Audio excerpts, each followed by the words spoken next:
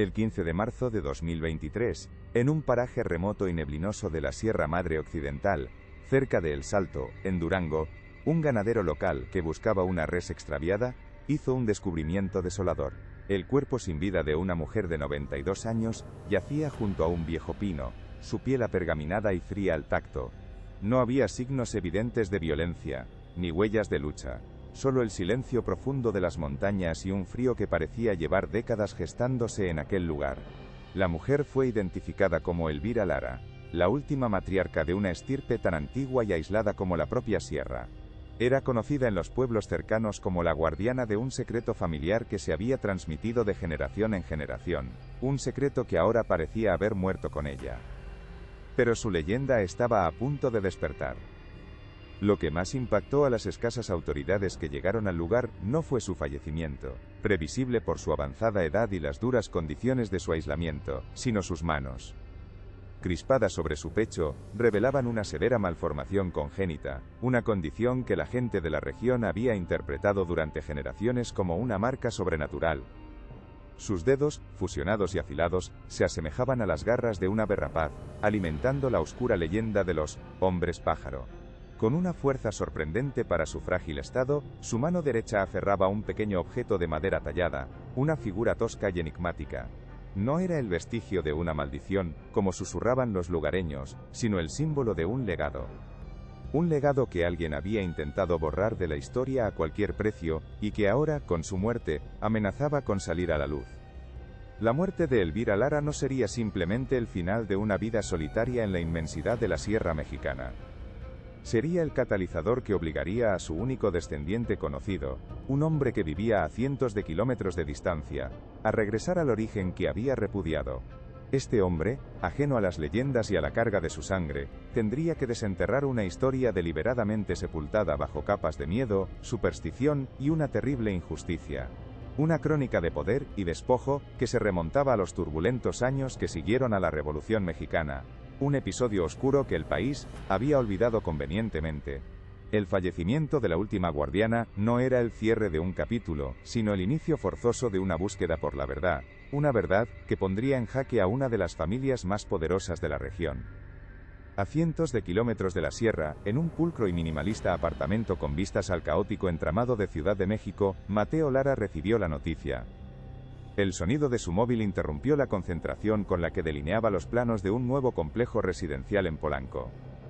Era una llamada de un número desconocido con el prefijo de Durango. Al otro lado, una voz grave y oficial, la del comandante de El Salto, le comunicó el fallecimiento de Elvira Lara a su abuela.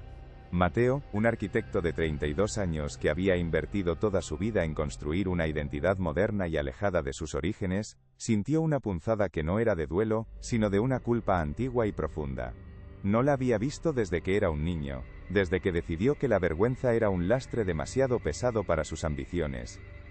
El viaje a Durango fue una capitulación. Cada kilómetro que el avión devoraba hacia el norte, se sentía como un retroceso en el tiempo. Un viaje forzoso hacia el epicentro de sus inseguridades. Su plan era pragmático y frío: organizar un entierro discreto, localizar los papeles de la propiedad y poner la cabaña en venta lo antes posible. Quería cortar el último hilo que lo ataba a la sierra, a los susurros y a la extraña condición genética que, aunque él no la manifestaba físicamente, sabía que portaba en su sangre. Era el legado secreto que había moldeado su rechazo, el miedo a que un día sus propias manos o las de un hijo suyo pudieran delatar la herencia de los hombres pájaro. Para él, vender aquella tierra no era una transacción, era un exorcismo. Al llegar a El Salto, el aire denso y perfumado de pino le golpeó como un recuerdo físico. Tras un arduo trayecto por un camino de tierra que apenas merecía tal nombre, la cabaña de su abuela apareció ante él, encogida bajo la sombra de los árboles, más pequeña y frágil de lo que recordaba. El silencio era total, roto solo por el viento que se colaba por las rendijas de la vieja madera. Dentro, el olor a leña fría, a hierbas secas y a un abandono de años lo impregnaba todo.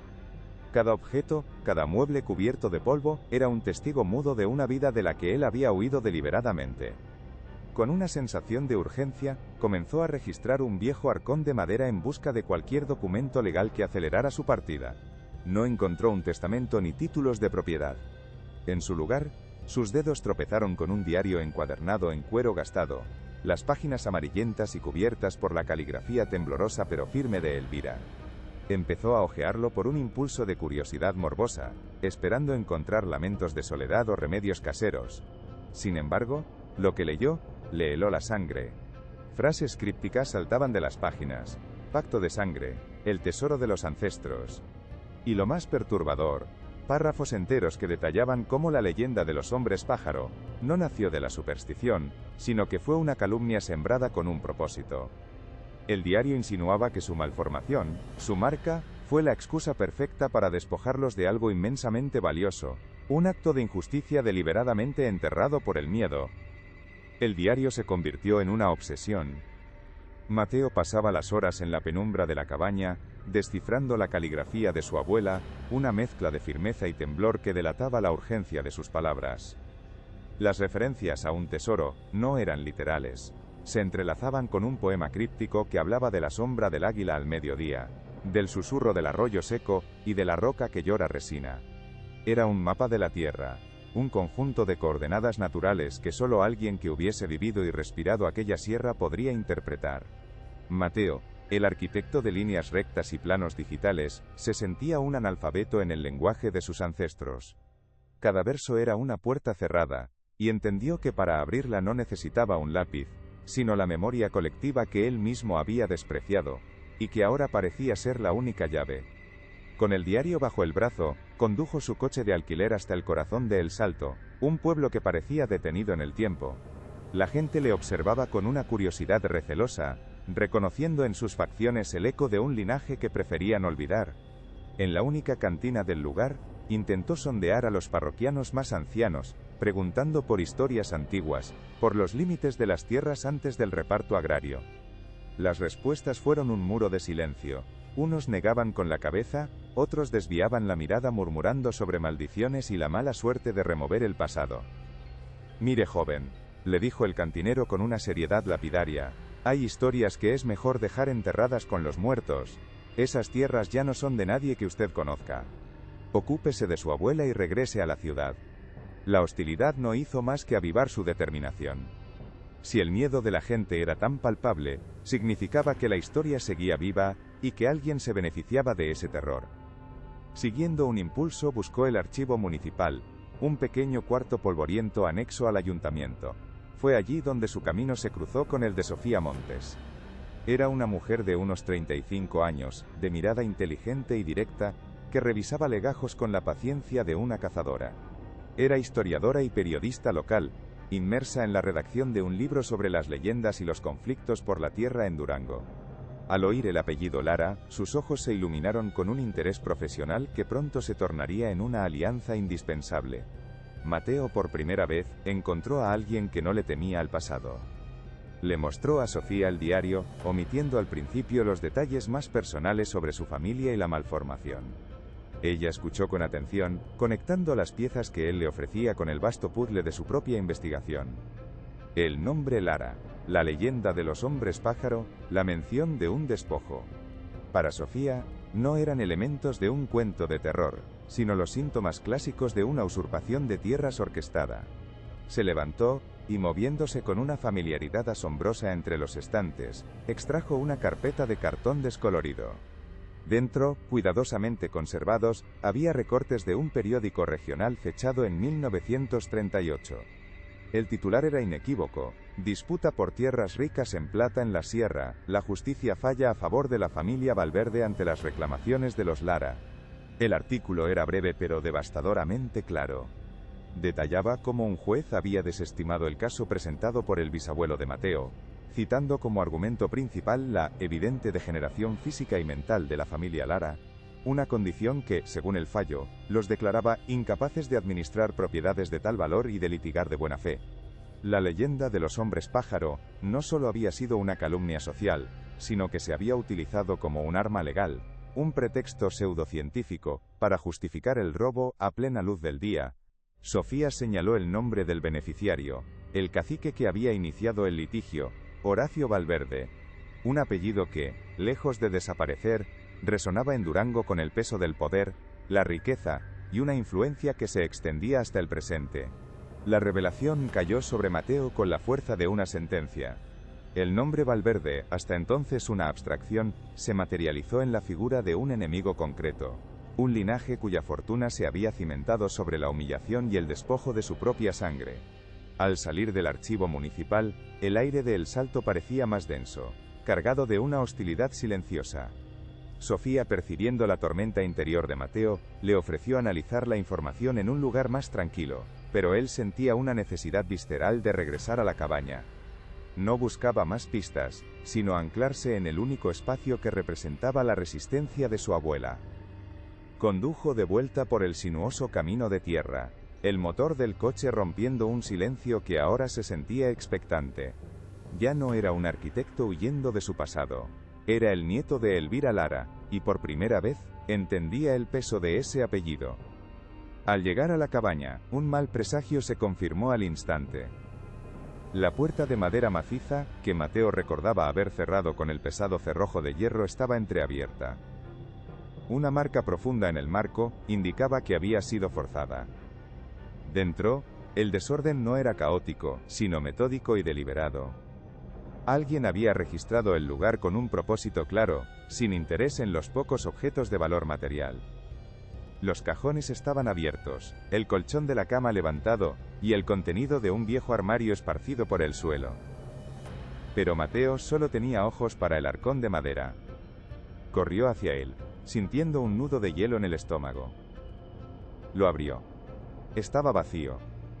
El diario de Elvira, el testimonio tembloroso de 80 años de injusticia, había desaparecido. La advertencia era inequívoca.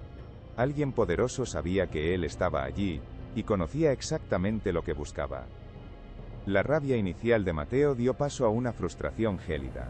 Le habían arrebatado la voz de su abuela, el único mapa emocional que poseía en aquel territorio hostil. Se sintió expuesto, vulnerable, como si los muros de la cabaña ya no ofrecieran refugio, sino que fueran un escenario donde sus enemigos le observaban. Sofía, sin embargo, vio la situación con la claridad de una estratega. «Esto es bueno, Mateo», dijo con una calma que a él le pareció casi insultante. «No roban un diario si no contiene una verdad que les aterra. No es solo una amenaza, es una confirmación. Los Valverde tienen miedo». Sus palabras reconfiguraron el ataque. No era una derrota, sino el primer disparo en una guerra que acababa de declararse. El robo no lo empujó a la retirada, al contrario, solidificó su propósito. Ya no se trataba solo de limpiar un nombre, sino de reclamar una historia que le habían intentado negar a la fuerza. A pesar del robo, Mateo había memorizado fragmentos del diario, frases que ahora, sin el contexto completo, flotaban en su mente como ecos inconexos. Sofía, pragmática, le instó a centrarse en lo que los Valverde no podían robar: los registros públicos. El diario era el corazón de la historia, Mateo, pero el esqueleto está en los archivos, argumentó ella. Necesitamos encontrar el arma legal exacta que usaron. No fue solo superstición, fue una estrategia jurídica. De vuelta en el polvoriento archivo municipal de Durango, Sofía se movió con la seguridad de quien conoce el terreno. Ignoraron los periódicos y buscaron el expediente judicial original del litigio de 1938. Su objetivo era encontrar el resquicio legal, el artículo preciso del Código Civil de la época que transformó una calumnia en una sentencia firme, convirtiendo a su familia en parias legales y despojándolos de todo. Tras horas de búsqueda entre legajos frágiles y amarillentos, Sofía exhaló un siseo de triunfo. Localizó el expediente: Valverde, Horacio Umbes Lara, Ezequiel. Disputa de propiedad. El lenguaje era arcaico, pero la intención era brutalmente clara. En el fallo del juez, encontraron la justificación legal que buscaban. Se citaba un artículo casi olvidado del Código Civil de 1928, que permitía la enajenación forzosa de bienes a individuos que demostraran una incapacidad natural y legal para su administración. El documento adjuntaba un supuesto informe médico firmado por un doctor afín a los Valverde, que describía la ectrodactilia de la familia Lara no como una condición congénita, sino como una tara degenerativa que evidencia un intelecto mermado y propenso a la irracionalidad. La leyenda se había convertido en un diagnóstico, y el diagnóstico en un arma legal para el despojo. Al leer esas palabras, un recuerdo fugaz del diario de Elvira golpeó a Mateo con la fuerza de una revelación. Recordó una línea que había leído de pasada, en la que su abuela transcribía las palabras de su propio padre. No nos venció la maldición que inventaron, hijo. Nos venció la firma del diablo en papel sellado. Mateo había interpretado la frase como una metáfora poética del dolor, pero ahora, frente al documento oficial, con sus sellos y firmas, entendía su terrible literalidad. El verdadero monstruo no era un hombre pájaro, sino un sistema judicial corrupto. La firma del diablo no era un pacto sobrenatural, sino la rúbrica de un juez en un documento que legalizaba el robo, transformando el prejuicio en jurisprudencia y la superstición en una herramienta de poder. Mientras analizaban cada página del expediente, la aguda mirada de Sofía detectó una anomalía, una pequeña nota a pie de página en el inventario de bienes de la familia Lara, redactado antes de la expropiación. El listado era humilde: herramientas de labranza, algunas cabezas de ganado, enseres domésticos. Sin embargo, el actuario judicial había anotado una objeción de Ezequiel Lara, el bisabuelo de Mateo. Reclamaba la desaparición de un objeto que no figuraba en la lista, un título primordial de propiedad, expedido por la corona española en 1789. El tesoro nunca fue la plata fue el motivo del robo, pero el verdadero tesoro, el tesoro de los ancestros que mencionaba el diario, era ese documento. Un título que probaba que los Lara eran los dueños legítimos de esas tierras, mucho antes de la reforma agraria, mucho antes incluso de que México existiera como nación. La sangre de Mateo se heló y luego hirvió. Todo encajaba: la leyenda, el juicio, el robo del diario. Los Valverde no solo habían robado la tierra, habían intentado borrar la prueba irrefutable de la propiedad original. El poema críptico de su abuela ya no era un simple lamento, sino un mapa. Un mapa que no conducía a una veta de plata, sino al escondite del título primordial. La lucha de su familia no había sido por riqueza, sino por su identidad y su derecho ancestral. De repente, la misión de Mateo se transformó. Ya no se trataba solo de limpiar un apellido o de buscar una justicia abstracta. Se trataba de una búsqueda concreta y peligrosa: encontrar ese documento.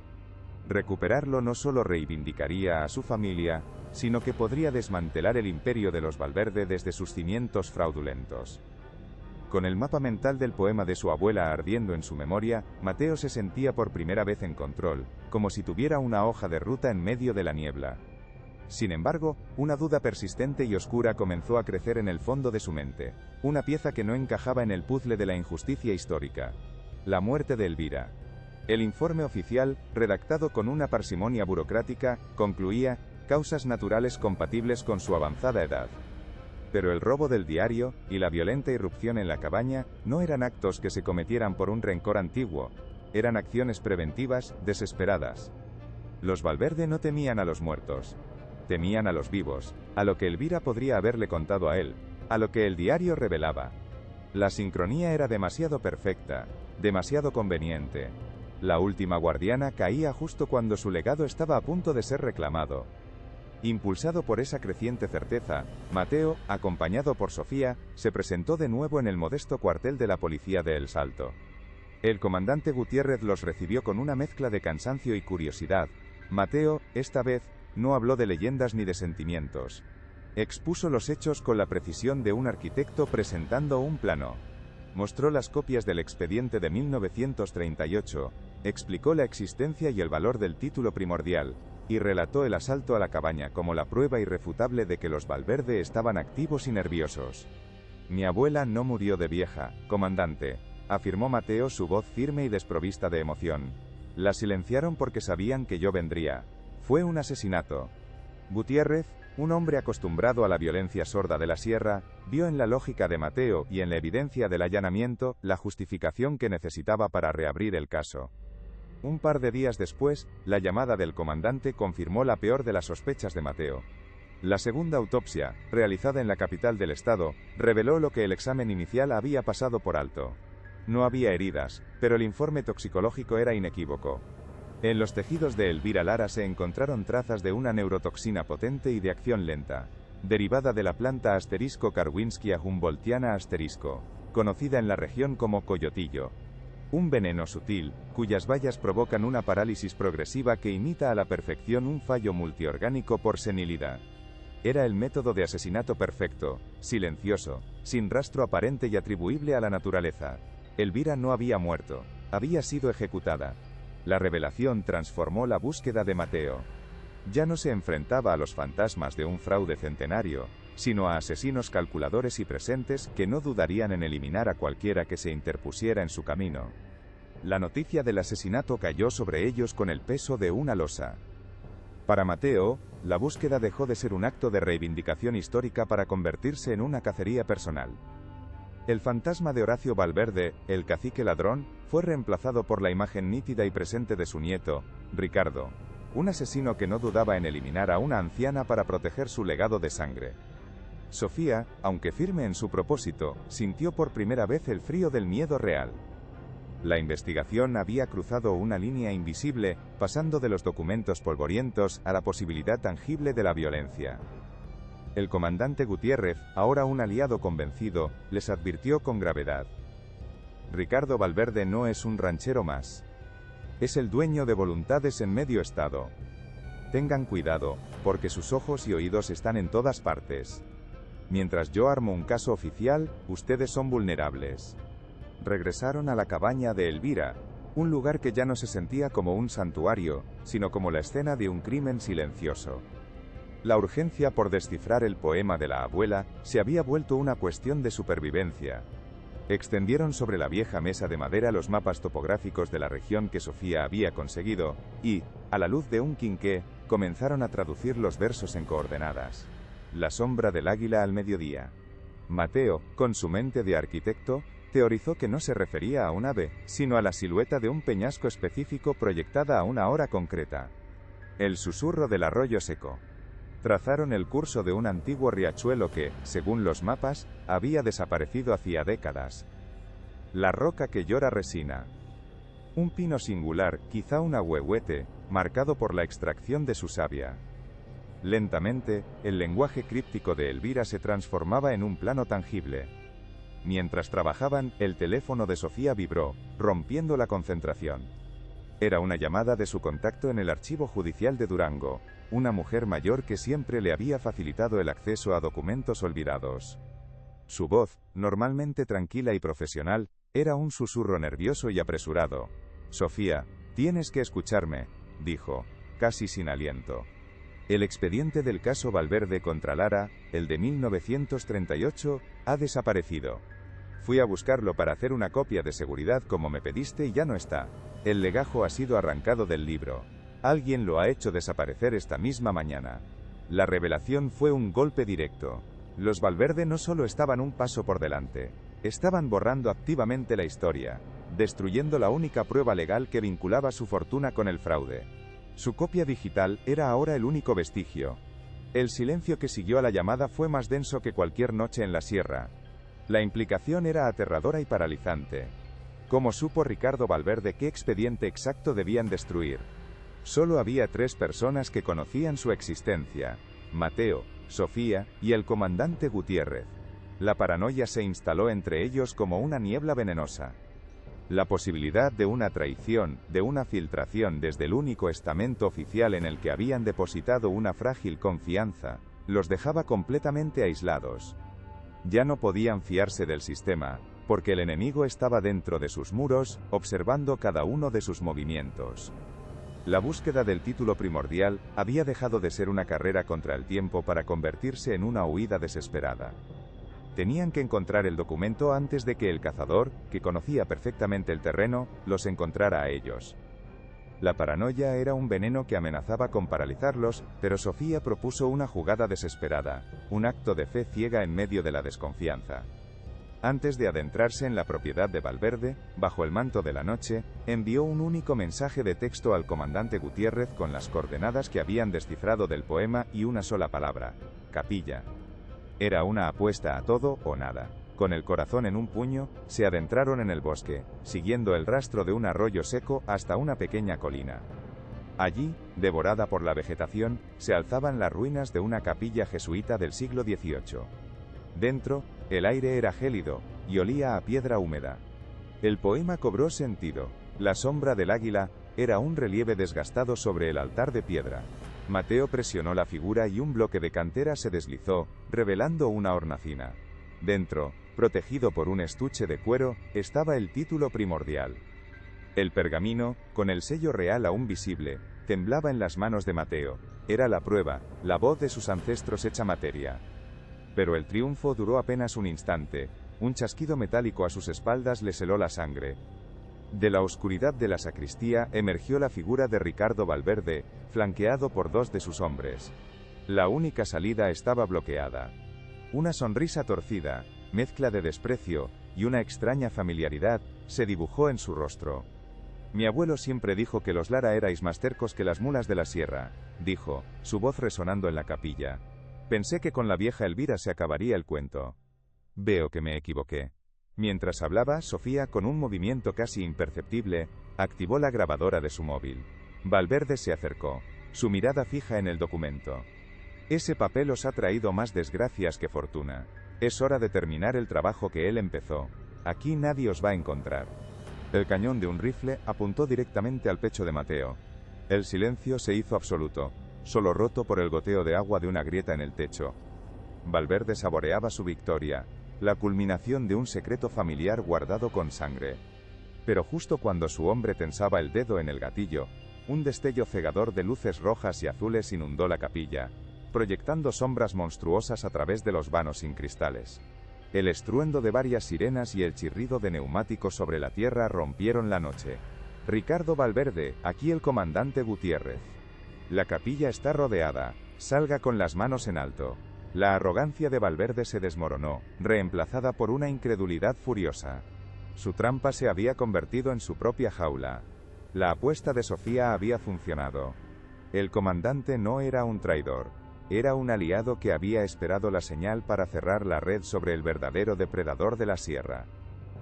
La detención de Ricardo Valverde en la capilla abandonada fue el principio del fin para un imperio construido sobre el engaño y la sangre.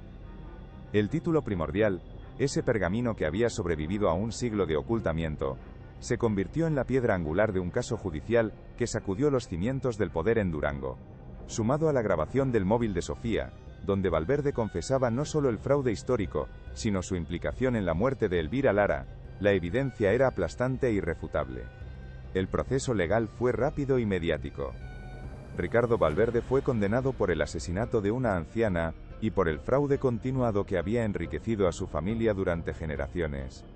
El apellido Valverde, antes sinónimo de influencia y respeto, se convirtió en un estigma de corrupción y violencia, desmoronándose bajo el peso de una verdad que había tardado casi 100 años en salir a la luz. La noticia se extendió por la sierra como un incendio en temporada de secas, pero en lugar de destruir, purificó. El muro de silencio y miedo que había rodeado la historia de los Lara se vino abajo. En el Salto, los susurros sobre hombres pájaro y maldiciones se extinguieron, reemplazados por una historia de resistencia y una profunda vergüenza colectiva por la complicidad pasiva de sus antepasados. La leyenda fue despojada de su veneno sobrenatural, revelando el esqueleto de una injusticia muy humana. Sofía Montes publicó su libro, que ya no era una simple recopilación de mitos, sino el testimonio documentado de un despojo y un asesinato. Su obra se convirtió en un éxito nacional, no como un relato de folclore, sino como un recordatorio de que las leyendas más aterradoras a menudo ocultan crímenes muy reales, y que la memoria es el arma más poderosa contra el olvido. Mateo Lara finalmente reclamó la posesión legal de las tierras que le pertenecían a su estirpe. Pero no regresó a ellas con la ambición de un terrateniente, sino con la humildad de un guardián. En lugar de vender la madera o buscar la plata que había desatado la codicia de los Valverde, creó la Fundación Legado Lara. Transformó la vasta extensión de sierra en una reserva natural protegida, un santuario dedicado a la memoria de Elvira y de todos los ancestros que lucharon por defender su hogar. El arquitecto que había huido de su origen, encontró su verdadero propósito no en construir edificios, sino en reconstruir una historia. La herencia que una vez consideró una marca de vergüenza, se había convertido en su mayor fortaleza, un símbolo de justicia y resiliencia que ahora inspiraba a toda una región. Si la lucha de Mateo por recuperar la verdad de su familia te ha conmovido, suscríbete a nuestro canal y activa las notificaciones. Historias como la de los Lara demuestran que la justicia, aunque tarde, puede llegar. No te pierdas nuestro próximo vídeo, donde desenterraremos otro secreto oculto en los pliegues de la historia.